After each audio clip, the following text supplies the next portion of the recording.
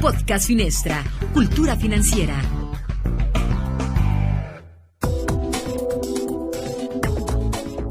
Bienvenidos al Podcast Finestra. Entramos a prácticamente la recta final del año y seguimos hablando de temas financieros, finanzas personales, y en este capítulo vamos a hablar de las empresas y las bolsas en México. Para eso está en esta mesa Imelda Flores, analista financiera. ¿Cómo estás, Imelda? Muy bien, ¿cómo están todos los que nos escuchan? ¿Estarán bien? ¿Estarán enfermos? ¿Estarán felices? ¿Estarán tristes? ¿Estarán preocupados? No están preocupados. Esperemos que estén muy bien. Esperemos que estén bien y que estén igual de sonrientes que Pati, que yo cuando te imagino enojada no te quiero imaginar porque, no sé, nunca te he visto muy enojada, ¿no? ¿Cómo estás, Pati Castellanos? Muy bien, muy feliz. Encargada de las relaciones públicas de Finestra. ¿Muy feliz? Muy feliz, muy contenta. Sigo con gripa, no se me quita, no sé por qué. Es el cambio de estaciones. Pero ya 2 semanas, ya es mucho. Yo ya me estoy desesperando, pero aquí contenta. Muy bien, pues vamos a platicar de estos temas, así que siga con nosotros. Análisis financiero. En informefinestra.mx, este mes estamos tratando el tema de las bolsas en México, de cómo funciona esto, pero sobre todo cómo las empresas han podido llegar a este momento de poder cotizar en bolsa. ¿Qué significa? ¿Cómo se llega? Y sobre todo, ¿qué se necesita para hacer esto? Se cumplen 2 años, Imelda, de el primer año de Viva. De Viva, exactamente. Que es la segunda bolsa que, después de toda la historia financiera de México, apenas el año pasado surge una nueva bolsa, cuando en otros países hay 3 hasta 4, ¿no? 3 hasta 4. En Estados Unidos hay 3 que son las mayores, que son Standard & Poor's, el Nasdaq y el Dow Jones. Son 3 bolsas y en México había solamente una. Y pero a partir de julio del año pasado ya tenemos una segunda opción para que todas aquellas empresas que requieren buscar un financiamiento en el mercado lo puedan obtener. ¿Cómo es esta mecánica, Imelda? Porque hay mucha gente que revisamos la información económica y los noticieros, por ejemplo, dicen, la bolsa bajó, la bolsa mexicana de valores subió 1.75% y no te dan más datos, ¿no? Mira, creo que irnos un poquito más atrás, un poquito de la historia y el por qué, a pesar de que hay una segunda bolsa actualmente en México, pues no aumentó el número de empresas que cotizan en bolsa. Entonces, eso sí es como un shock, no era lo que se esperaba. Digo, las condiciones macroeconómicas, tanto nacionales como externas, no han sido las óptimas, pero vámonos un poquito hacia atrás. En México hay 145 empresas públicas. ¿Qué quiere decir públicas? Que de alguna manera u otra estas empresas ya colocaron alguna participación accionaria o solicitaron un crédito a través de la Bolsa de Valores y ya no son 100% ni familiares, no son 100% familiares, ya son una parte de miles de mexicanos. Y en comparación en Brasil, solamente que es hablando de una economía similar de cierta manera, hay 350 empresas públicas. Ahora, pues ¿qué tiene que ser una empresa mexicana para poder cotizar en bolsa o emitir deuda en bolsa? Hay un pequeño detalle. Las empresas la mayoría de empresas que hay en México son familiares. Estamos hablando de cerca de un... Y en Latinoamérica, en tu texto decías... el 83% de las empresas en México son familiares. Y de esas... hay solamente un 4% que pasan a la tercera generación. A la tercera generación. Este punto es muy, muy importante. ¿Qué quiere decir? Que todas las demás empresas se quedan con 1 año, 2 años, 3 años, 5 años, 10 años, y solamente viven ese tiempo, no viven más. Son solamente 4 de cada 10 empresas que son las que nos puede platicar el chico. No es que esa empresa la construyó mi abuelo, la creó mi abuelo. Ya no se puede decir eso. ¿Por qué? Porque no hay una estructura. Muchas veces hemos hablado y Pati ha sido muy constante en recordarnos que debemos de tener una cultura financiera. en nuestros bolsillos, pero también pues no tenemos una cultura financiera empresarial. No se me vayan a ir encima porque digo esto. El dato que acabas de dar es un ejemplo de ello. Solamente el 4 de cada 100 de las empresas van a perdurar en el tiempo. Y podemos poner unos ejemplos. Yo que conozco empresas, sobre todo de medios, la mayoría se gestaron hay un grupo de periódicos, por ejemplo, a nivel nacional, que son los únicos que han sobrevivido ya 3, incluso 4 generaciones. Pero en otros ámbitos, las empresas duran de padres a hijos. Y nada más. Y ya no pasan a los nietos. Exactamente. Entonces, los empresarios en muchas ocasiones, pues, no tienen una estructura como tal. Y para que uno de los requisitos para que una empresa pueda emitir acciones o deuda es que tengan un gobierno corporativo. O sea, ¿qué es un gobierno corporativo? Un gobierno corporativo es una estructura empresarial donde se ordena, donde se organiza, donde se planea por la vida de la empresa. A grandes rasgos está estructurado con una junta de accionistas, por un consejo y por varios comités, que dependiendo cada área, pues el comité va a organizar, va a apoyar, va a vigilar. Con esta estructura está garantizado que la empresa está haciendo bien las cosas. No es de que hay que facturar esto a nombre de la empresa. Está autorregulada. No, exactamente, está autorregulada y está vigilada porque dentro del gobierno corporativo ya ingresan asesores independientes, donde imagínense, nosotros montamos una empresa, ustedes son mis asesores y Patti es mi asesora en relaciones con inversionistas y tú, Franco, eres mi asesor en medios. Entonces, ustedes me van a apoyar y me decir, ¿sabes qué? Esta noticia, la mejor manera de darla a conocer es a través de este medio, hay que manejar esta crisis de esta manera. Primero dársela a los inversionistas, después a los medios. Exactamente, ¿no? Y así como ustedes puede haber alguien, un economista, dependiendo del rubro, pues. Pero yo no nada más es atender las necesidades de los accionistas, que al fin y al cabo su necesidad es crear dinero. La necesidad de una empresa o el fin también de una empresa es crear empleo. Pero no lo estás haciendo bajo como crees que puede ser o como un equipo de 5 pueda considerar, sino que llegan personas externas que basados en un bien final o en un bien común, que es seguir generando negocio para la empresa, pues se van a decir que es la mejor opción. Y obviamente siempre un externo te va a dar un punto de vista muy diferente que por la costumbre nos podemos cegar, no porque no sabremos el tema, sino porque nos cegamos. Y una de las cosas que sucede en México es que estas empresas familiares, por su misma condición familiar, suelen disolverse a partir de que el patriarca fallece y entonces hay una pugna interna por el control de esa empresa. Cuando si hubiera este gobierno corporativo, habría otro tipo de reacción ante la ausencia del líder familiar. Exactamente. Dentro de un gobierno corporativo se marcan todos los estatutos de decir ¿qué pasaría en caso de el directivo fallezca, esté hospitalizado o inhabilitado de trabajar? ¿Quién sería el siguiente a mando? ¿Qué pasaría? ¿Qué haría? ¿Cómo sea? ¿Cómo se reestructura? La finalidad es que no porque no vaya don Pancho, no va a seguir trabajando la empresa. Y en muchas ocasiones nos hemos topado con, pues es que don Panchito no vino, ¿no? Claro. Independientemente del nivel que tenga. Puede ser el dueño, puede ser el encargado de... Pero él es el que hace todo. Él es encaja, exactamente. Y si no está esa persona, no.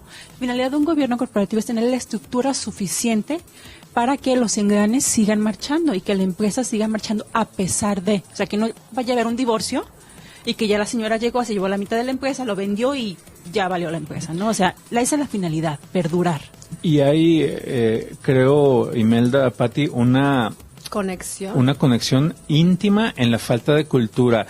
de cómo nosotros planeamos o nos platicábamos el mes pasado sobre el ahorro. Una cosa es ahorrar en bajo el colchón, en el cochinito, y otra cosa es buscar asesoría y buscar entonces crecer ese patrimonio a raíz de una buena asesoría financiera o de reorganizar tu propia economía.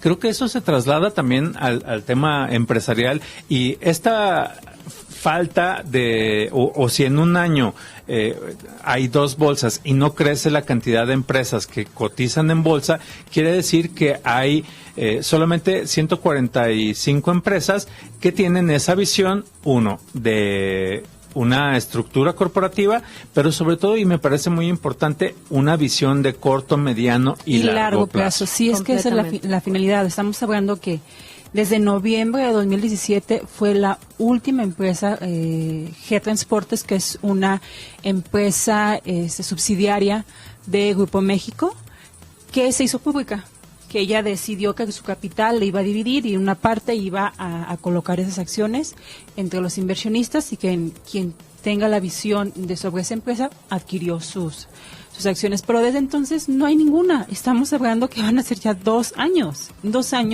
donde hay una sequía importante. Sí, repito, las condiciones no se han dado, no son las óptimas, pero nos habla del fondo, ¿no? Exactamente, o sea, al fin y al cabo se ha comentado que hay 4 empresas, entre ellas Sigma Alimentos, Grupo Coppel, Grupo Financiero Mifel y Grupo Axo. Solamente 4 empresas que decidieron retrasar su salida a bolsa. 4 en 2 años. O sea, tendría que, si es por condiciones económicas, estas 4, que fue la decisión de esas 4 empresas, pues 4 empresas en 2 años, no son muchas tampoco. No es nada. Tendrá que, no sé, haber 20 empresas que están esperando las mejores condiciones, pero no, hay 4. O sea, solamente 4 empresas están preparadas para. O sea, prefieren las empresas buscar un financiamiento crediticio que es más caro que un financiamiento bursátil, que no están proyectando a largo plazo, que no quieren. Sé que la tarea de un gobierno corporativo no se hace de un día para otro, pero también planear y organizarte no se hace de un día para otro. No. Tienes que ser constante, tiene que llevar meses. En cuestión de un gobierno corporativo, de una empresa, implementarlo puede llevar años. Pues sí, te puede llevar lo mejor 5 años dejar el 100% gobierno corporativo, pero te da la seguridad que tu empresa va a durar 100 años y que va a ser productiva, y que de cierta manera tú como empresario le estás dejando algo a tu familia, a la sociedad, ¿no? Independientemente de la familia, se sigue generando empleo, se sigue aportando al Producto Interno Bruto, a la actividad económica del país, y esto nos habla de cómo la visión de las empresas familiares que pues históricamente han dominado Latinoamérica, y no es exclusivo de Latinoamérica, sucede en España, sucede en Dinamarca, sucede en Estados Unidos. Las empresas familiares pues tienen o se generan a partir de la idea de alguien, el abuelo, el bisabuelo, y pues continúan por generaciones. Pero en México pues conocemos varias que empiezan a tener problemas porque incluso los mismos herederos no saben cómo hacer con ellas, ¿no? Y que está bien, una empresa grande, un grupo Carso, pues no nació siendo un grupo Carso. Nació poco a poco. Entonces, así es como cualquier emprendedor decidimos realizar o tener una idea y implementar una acción.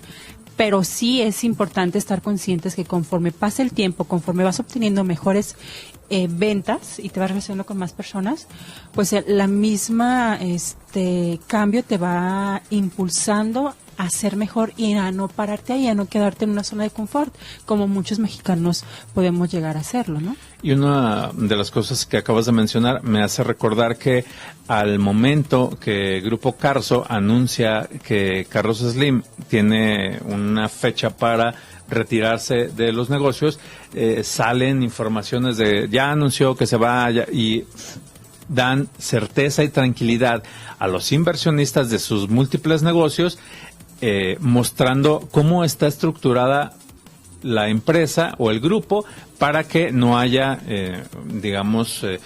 una incertidumbre respecto a sus operaciones. Entonces vemos que está insertada toda la familia, pero llena de un montón de especialistas, de gente profesional en sus distintas áreas y ámbitos, porque no solamente se dedican a las telecomunicaciones, sino a muchas otras cosas, y ahí es donde te das cuenta en qué es diferente esa empresa a una empresa familiar tradicional mexicana. Exactamente. Es obvio que las decisiones o las ideas de Carlos Slim influyen en la empresa, pero no son decisivas porque hay un consejo. Entonces, en todas las empresas hay un consejo. Mayoría de accionistas, mayoría del consejo de administración lo optan por una idea, por un proyecto, por una planeación, va adelante. La mayoría no lo considera necesario, se va para atrás, ¿no? Es muy simple. Así es como se deben de hacer las cosas. Y una de las cosas que creo que hay que aprender de esta situación es, porque va pegado con el tema de Patti,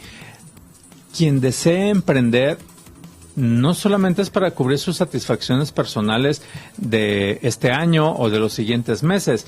Cuando empieza a ser una empresa hay que proyectar para 1 año, 5 años, 10 años, 100 años. ¿Sabes qué? Nosotros como consumidores no nos damos cuenta del poder que tiene nuestra compra. O sea, nosotros no nos vamos a comprar un vaso de agua y ya para nosotros es satisfacer una necesidad que tenemos. Pero para Patti, que es quien produce esas botellas de agua, quien las distribuye, quien las vende, exactamente, pues para ella representa mi venta junto con la venta de otras personas más, el tener la oportunidad de pagar la nómina cada 15 días de X número de empleados. De pagar infraestructura. Exactamente. Y de crecer. De cierta manera, generar impuestos, porque Patricia paga impuestos, o sea, y muchas veces los empresarios no tienen, ni nosotros como consumidores, tenemos esa capacidad de pensar cómo es el poder de nuestro dinero. No hablando del poder adquisitivo de comprar algo, sino que nuestro dinero, por más un peso que sea, está dentro de la economía y para la otra persona es importante. E influye en algo. Y claro, va generando que ese pesito a Patti le ayudó en pagar el sueldo de Juan López, que es uno de los empleados, y Juan López necesitaba ese dinero para unas vacaciones, su sueldo para vacaciones, para ahorrar, para medicina, lo que sea, exacto, para la escuela de sus hijos, y van a seguir siempre, es un ciclo positivo. Hemos hablado mucho de ciclos negativos, pero ese es un ciclo positivo de la economía, entonces no tenemos no le damos esa importancia a nuestras decisiones, y si nosotros como consumidores no lo tomamos, muchos empresarios no lo hacen tampoco. Y esto lo articulamos con la idea de, si tú como consumidor eres malo en tu administración, no ahorras, derrochas, gastas lo que no tienes, tampoco estás contribuyendo de manera positiva a este macromundo económico que representa al país. Digo, al fin y al cabo les da chamba a las personas que trabajan en estos empresas de cobranza, ¿no? Pero pues no la finalidad. Porque estás perjudicando a la economía, del final que no estás dejando a la economía. No estoy hablando de economía nacional. A grandes rasgos sí, pero principalmente estás afectando a la economía de una empresa que depende, o de quienes dependen 5, 10, 30 empleados, de quienes dependen económicamente, y tú dejaste de pagar una deuda en Liverpool, pero al fin y al cabo estás afectando a X cantidad de empleados que no van a recibir su sueldo en cualquier otra empresa, porque simplemente no hay forma de vender más, de consumir más. Ahí la importancia de cómo las finanzas personales y la cultura financiera sí son, digamos, el punto de partida, el punto de fuga, el detonante de todo el esquema, y no precisamente las decisiones de algunos políticos que quizá si esto fuera más sólido y tuviéramos esta mayor conciencia y este mayor orden, pues no tendrían que influir tanto en las decisiones económicas, ¿no? Sí, exactamente. Al fin y al cabo el gobierno apoya mucho, da muchísimo trabajo, pero también es que esto es una base piramidal que afecta desde la parte baja hasta la parte alta, ¿no? La parte alta obviamente son menos los afectados, es una menor cantidad, pero toda la parte baja donde estamos la mayoría, que no tenemos una estructura adecuada en nuestras finanzas, son los que no estamos apoyando, no nada más en nuestra evolución financiera personal, sino en la evolución financiera del país. Pues ahí queda la reflexión y les recomiendo que vayan a informefinestra.mx y vean estos datos, léanlos, los pueden repasar y la verdad sí me quedo con este gran dato, ¿no? 84% de las empresas en México ¿Son familiares? Son familiares, pero de ellas solamente el 4% pasan a tercera generación. O sea, tenemos un 80% de cosas que se están quedando en el camino por una falta de cultura financiera, en este caso, empresarial. Finanzas personales. Hasta salió bonito a coro. Y Pati Castellanos en informefinestra.mx nos ofrece, pues, si ya estamos en esta organización, si ya tenemos unas finanzas ordenadas, que sería lo ideal, pues cómo emprender, dar los primeros pasos. Y me parece, cuando leo los textos de Pati, la estoy oyendo. No. Así es, trato como de aterrizar toda esa información a lo más básico y que creemos que es algo súper complicado, pero no es el hilo negro, no estamos adivinando nada, es algo muy básico, empezarlo a aplicar escalón por escalón. Eso es lo que nos va a ayudar. Y sí, en este tema de querer emprender, pues, ¿cuántas veces no se nos han ocurrido ideas?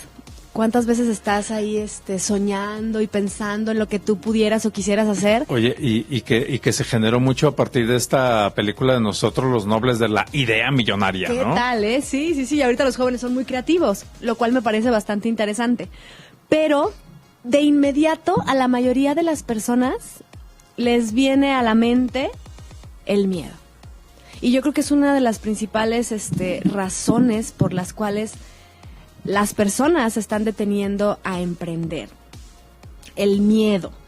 Sí es muy cierto que ahorita a lo mejor las condiciones no están como de la mejor manera y un montón de cosas.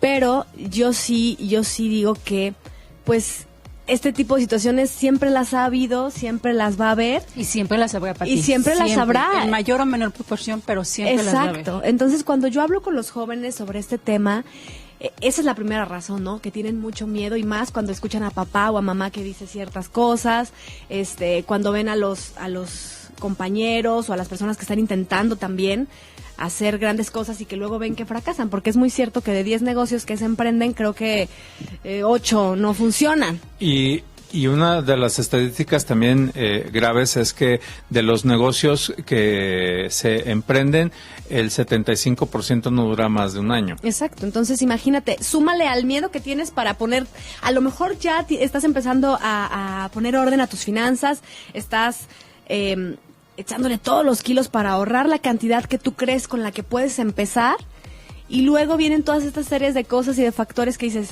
¿valdrá la pena invertir mis 2, 3, 5 pesos en este proyecto que tengo en mente y quedarme sin nada si fracaso? Eso es lo primero que piensan las personas. Emprender, como bien lo digo en el artículo, es una palabra que se relaciona con la acción de comenzar algo. Y entonces tú visualízalo así, voy a comenzar algo, pero ahora hay que hacer que perdure, que funcione, que crezca. Y lo más importante es algo que te apasione, algo a lo que le sepas. Porque Warren Buffett también por ahí dice algo muy cierto, ¿no? No inviertas en algo que no conozcas, porque pues vas a tener como más cosas a tu favor. Y si no conoces, pues mejor asesórate o acerca a la gente importante que te pueda ayudar, ¿no? Oye, me hiciste recordar el caso, perdón por el paréntesis, va a ser muy rápido. Un amigo periodista se me acerca y me dice, oye, tengo una idea genial, hay un nicho de mercado importantísimo en este ámbito, y pues están estos patrocinadores y todo, y le digo, pero tú haces esa actividad, que esa era ciclismo, ¿no?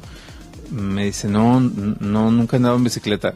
Y entonces, como, ¿por qué vas a meterte a hacer algo que de no un le ámbito hayas? que ni siquiera sabes pedalear, ¿no? Entonces lo hice entrar en razón y por supuesto que eso quedó como una idea trunca, ¿no?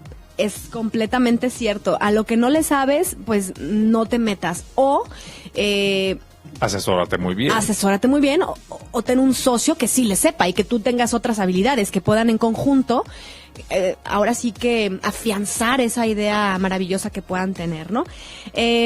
Siempre va a haber miedo, siempre va a haber cosas que nos hagan trastabillar, que nos hagan pensarlo. Simplemente, si tú ya tienes una idea, el proyecto es bueno, aviéntate. Aviéntate, que lo peor que puede pasar es que vuelvas a empezar. Y creo que el fracaso es de lo que más se aprende. Lo dijo Guillermo del Toro, el mejor maestro es el fracaso. Completamente, y si no lo intentas y no fracasas, y si no lo vuelves a intentar y no fracasas, pues difícilmente vas a aprender. Y yo siempre soy de las personas que prefiero decir, intenté hacerlo y sé lo que sucedió, no fue grato, a lo mejor me equivoqué, a ¿qué hubiera pasado si? Yo no me gusta quedarme con él. Es muy frustrante quedarte con el hubiera en todos los ámbitos. Sí, en todos. Una relación, porque a lo mejor también te gusta mucho una chica y nunca le dijiste que te gustaba por miedo a que te rechazara. O un chico. O un chico, exactamente. Y siempre te quedas con el ¿y qué hubiera pasado si le digo? Sí, como estas historias de comercial de algún producto donde se cruzan un elevador, no se hablan y se lo hacen diario. Y al final, de repente dejas de ver a esa persona y dices, ¿y si le hubiera dicho, si le hubiera saludado, ¿no? Así es también en los negocios. Inténtalo, aviéntate, y lo peor que puede pasar es que, pues sí, no te vaya bien, pero tengas otra nueva oportunidad. Si hubiera empezado a ahorrar 5 pesos al día hace 20 años, otra cosa sería, exactamente.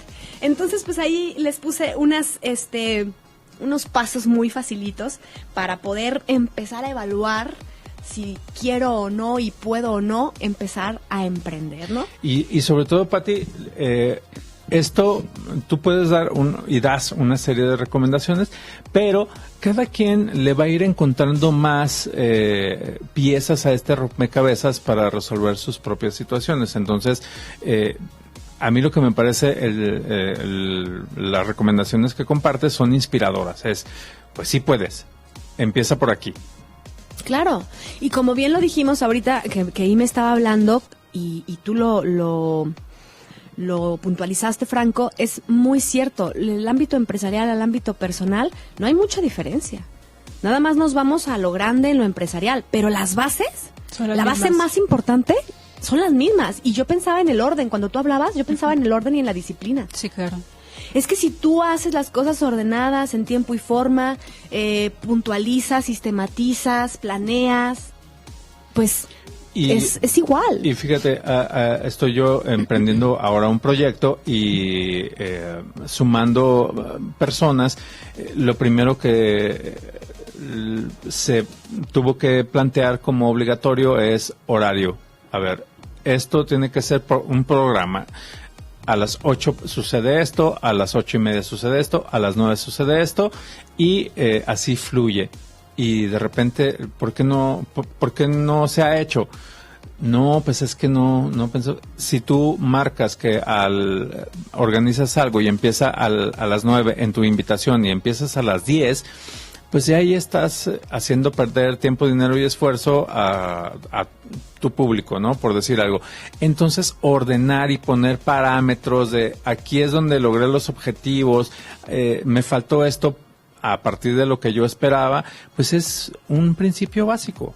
Muy básico, y que les va a traer éxito no nada más en las finanzas, no nada más en los negocios, les va a traer éxito en su vida. Porque dime tú, qué cosa que tú desees alcanzar no necesita esto.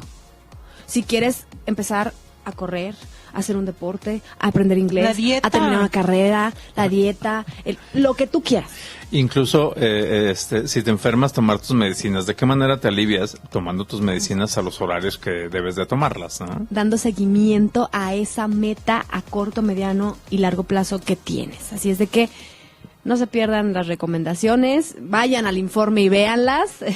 Sí, y sobre todo léanlas varias veces, interiorícenlas y adáptenlas a sus necesidades, que son muy adaptables, y búsquenle nuevas, que de eso se trata informefinestra.mx, que a partir de este conocimiento ustedes empiecen también a inquietarse y a buscar más, sobre todo para resolver sus necesidades muy particulares. Así es.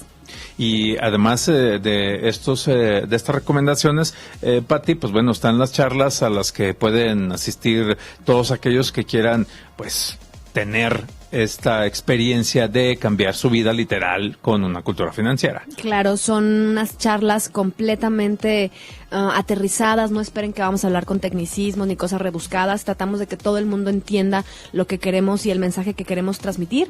Si usted está interesado, llame al 36 15 40 50 o búsquenos en redes sociales, Facebook Cultura Financiera, Twitter Finestra MX, estamos a la orden con toda la actitud de ir a donde nos invite para cambiar vidas financieras. Muy bien, pues ahí está la opción y que no diga nadie que no se le avisó.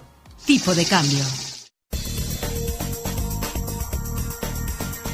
Y vamos a entrar a una situación que está en el momento en que estamos haciendo la grabación de este podcast, pues están sucediendo otra vez un montón de cosas que supongo que a un montón de gente no le están divirtiendo, sobre todo a los argentinos y a los chinos y a los estadounidenses y a Rosario Robles, que ya está apresada, ¿no? Pero bueno, esos son temas. Otro lugar, pero, otro costal. Pero también eso impacta en la confianza, que por cierto, el número que estamos preparando acerca de esto me hizo reflexionar mucho de cómo se está construyendo la confianza en el país. Y bueno, pues una de esas cosas históricamente es andar deteniendo exfuncionarios para legitimarte, ¿no? Y hablando de eso, me acabas de recordar, recientemente el INEGI publicó el índice de confianza del consumidor, donde podemos ver exactamente la percepción de los mexicanos con Andrés Manuel. Cuando en julio del año pasado, que se da a conocer que Andrés Manuel sería el nuevo presidente del país, el optimismo sube y marca máximos. Y desde entonces ha estado bajando, disminuyendo y últimamente un poquito más.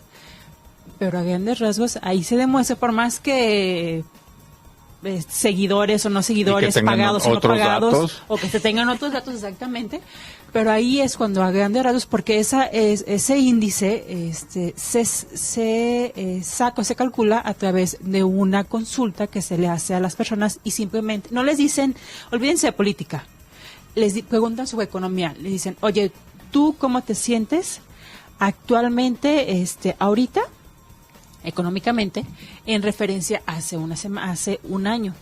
Oye, ¿tú cómo te sientes ahorita en los próximos 12 meses? ¿Estás comprando más o menos? Exactamente, ¿estás comprando más, estás comprando menos? ¿Hay una buena condición económica? ¿Vas a comprar algún coche? ¿Tienes buenos...? Entonces, pues las proyecciones no han sido nada buenas y es tal cual una radiografía de la economía de México. Y el índice del consumidor es, el que mide la confianza del ciudadano de a pie en este tema del consumo. Pero la confianza que dan las calificadoras y los analistas respecto al crecimiento del país, ahí es otro y también va en descenso. Sí, también va un poquito abajo. Esto lo hemos visto y lo hemos mencionado con esos recortes que se le han hecho a la calificación, que constantemente no pasa más de una semana cuando alguna institución a nivel internacional emite una nueva análisis acerca o pronóstico acerca del crecimiento económico de México, cada vez es menor, ¿no?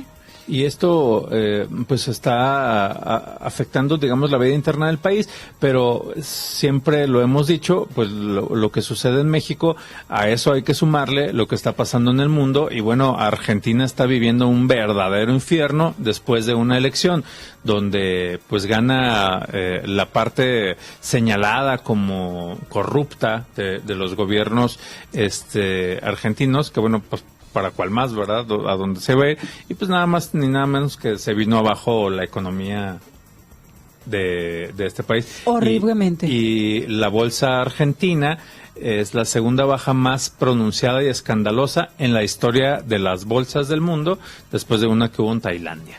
37%. Fue muy mal recibido. Eso es lo chistoso. Tuvieron la primera ronda de elecciones en Argentina. Entonces, con el resultado se demuestra que los argentinos quieren, a pesar que se habla de corrupción, a pesar de que la vicepresidenta o quien está como candidata a vicepresidencia es Cristina Fernández de Kirchner. Y está metiendo un proceso legal. Que fue ya presidenta de Argentina, que su esposo fue presidente de Argentina, que durante la estancia de Cristina como presidenta hizo exactamente lo que no se debe de hacer. Emitió un comunicado, un cambio para que el Banco Central de Argentina, que es autónomo o que era autónomo hasta ese momento, que Cristina pudiera hacer uso de las reservas internacionales de Argentina. Imagínense que Andrés Manuel meta mano en las reservas. Sí, es como, oye, no. ¿Le puedes meter mano a mi ahorro? Te doy permiso. Ajá, no. Le puedes ponchar el salvavidas que tenemos. Pues no, discúlpame, pero no. Eso fue lo que hizo Cristina Fernández cuando fue presidenta hace el periodo anterior en Argentina. Entonces, esa misma persona ahora va como vicepresidenta. Entonces, y no me voy a meter en cosas de lo que pensaban los argentinos o no, porque es como una México... No es nada diferente a lo que pensaban los argentinos en ese punto. Pero aquí el punto es de que a ojos internacionales esa noticia no es recibida. O sea, es la primera ronda, falta todavía la oficial, que es en octubre, pero ante la primera ronda, el saber que posiblemente unos líderes, que no han mostrado un buen liderazgo exactamente los últimos en su historia, puedan otra vez tener las riendas del país, no. El resultado es la bolsa y el peso. Y eso fue mal leído por el entorno empresarial y empezaron a sacar su dinero y pues están en una situación verdaderamente crítica. Sí, claro, o sea, y aparte, y de cierta manera quiero entender, porque recordemos Argentina sus crisis han sido constantes y muy muy duras. En 2000 tuvieron una crisis muy fuerte, donde el Fondo Monetario Internacional tuvo que intervenir. Hace un año todavía Argentina tuvo una crisis muy fuerte que de hecho pegó al peso, pegó a Brasil, y de hecho fue una tormenta perfecta porque fue el real brasileño, en India también, Turquía, fue Turquía, Argentina, y Brasil, y por ende se llevó a México porque era cuando andábamos viendo lo de las elecciones aquí. Entonces esa fue una tormenta perfecta para el mercado emergente. Digo, aunque son independientes, el hecho de que estén en la misma bolsa afecta, o que estén catalogados igual afecta.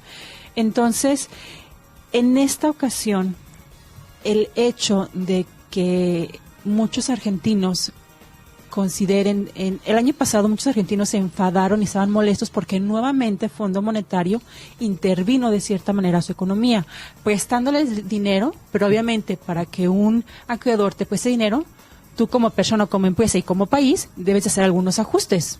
Como país, ajustes sociales, ¿no? Entonces, obviamente, eso no les gustó a los argentinos, pero quieren regresar a esa zona que tampoco estaba bien vista económicamente hablando en el periodo anterior. Entonces, es un tema muy largo, muy complejo. Pero hasta ahorita, digamos, ha afectado a la economía mundial de una manera más o menos marginal, pero si esta situación sigue, o sea, puede generar un efecto dominó tremendo. Es un efecto dominó simplemente en emergentes, para empezar. Quitándonos a un lado que China y Estados Unidos, o del Brexit, o la misma política aquí en México. Argentina es un país emergente, igual que Brasil, igual que México, igual que Turquía, igual que India, son varios. ¿Por qué? Porque tienen una estructura económica y financiera similar.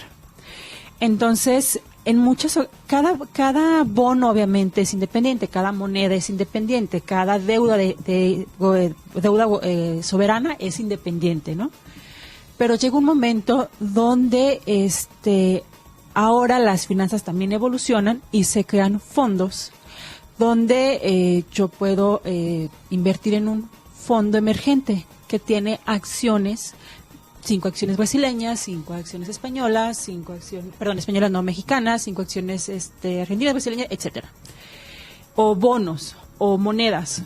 Entonces, el hecho de que una caiga, pues tú no puedes, en un fondo no puedes liquidar esas 5 acciones, porque está constituido de esas 20 acciones, tienes que liquidar todo el fondo.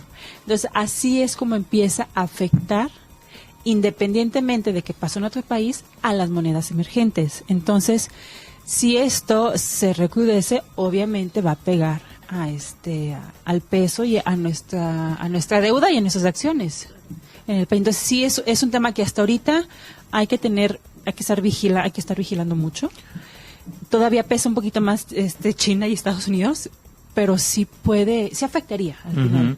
Y ahorita que mencionas China, Estados Unidos, el presidente Donald Trump reculó y aplazó la intención de aplicar nuevos aranceles a China originalmente en septiembre, sobre todo los productos electrónicos, que era lo que le estaban solicitando. Entonces, de empezar en septiembre, van a empezar en diciembre. Entonces, digamos que entra ahí un poco un respiro.